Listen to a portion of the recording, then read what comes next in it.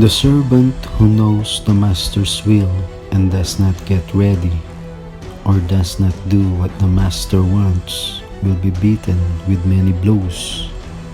But the one who does not know and does things deserving punishment will be beaten with few blows.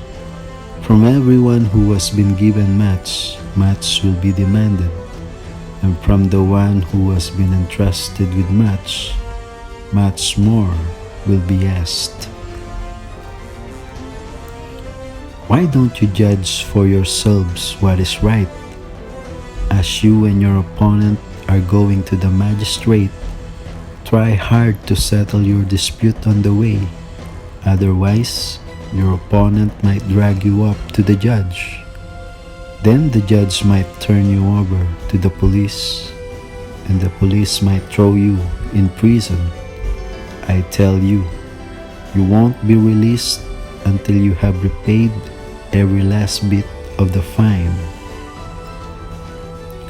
Do you think that these Galileans were worse sinners than all the other Galileans because they suffered in this way? No, I tell you. But unless you repent, you will all likewise perish. Or those 18 on whom the tower in Siloam fell and killed them, do you think that they were worse offenders than all the others who live in Jerusalem? No, I tell you, but unless you repent, you will all likewise perish.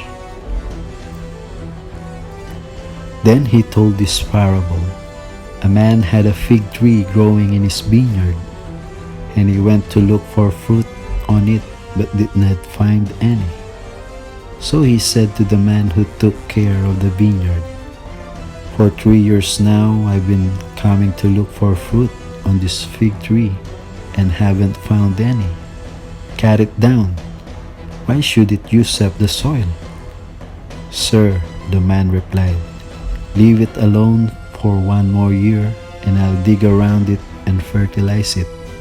If it bears fruit next year, fine. If not, then cut it down." "Lord, are only a few people going to be saved?"